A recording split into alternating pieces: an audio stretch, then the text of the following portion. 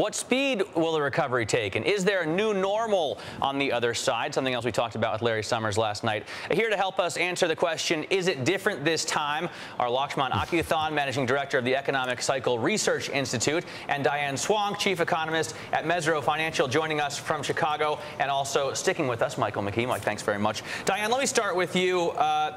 A lot of people, it seems, calling for a V-shaped recovery here, but only looking at forecasts of 3 or 4% GDP growth in the next couple of quarters. I've found that interesting, and it kind of puzzled me. It puzzles you as well, right? Because that wouldn't really be a V.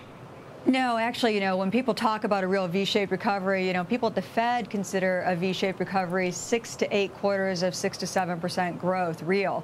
And we're talking 3 to 4, maybe if we're lucky. That clearly is not anywhere near the magnitude we need to regain the ground lost or bring down the unemployment rate to anything we considered normal before. We're talking about a very long period of very high structural unemployment for the next several years, given the kind of forecasts that are even baked in the consensus. All right, so Lakshman, I was listening to your most recent interview with Tom Keene on surveillance.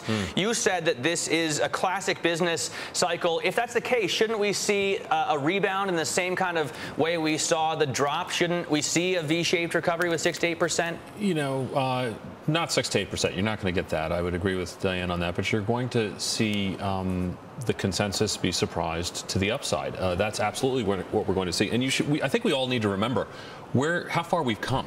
Back in April, you had G20 in London, and there was no talk about an L, a W, a U. Everybody was talking about the D word. Okay, that is when these leading indicators that we maintain were helping us to forecast an end to the recession this summer. That has come to pass. People are dealing with that. They're scrunching their L's into W's, right, to get a double dip or a slowdown after cash flow clunkers or whatever. But the forward-looking indicators are denying all of that. They are showing that you've actually had a positive contagion. You're starting to see the spread of a more virtuous, self-sustaining cycle, at least for the early stages of this recovery. I cannot forecast years ahead, but looking at these leading indicators, we can reject the idea that we're going to slip back all of a sudden in a few quarters. That's just not going to happen. Let me ask Diane a question, because I know, Diane, you talk a lot to people in the banking industry. Prominent economist talked to me the other day, said, if that's true, that things are getting better, why aren't the banks participating? Nobody's making loans right now. Nobody's really asking for loans, if you hear the bankers tell it.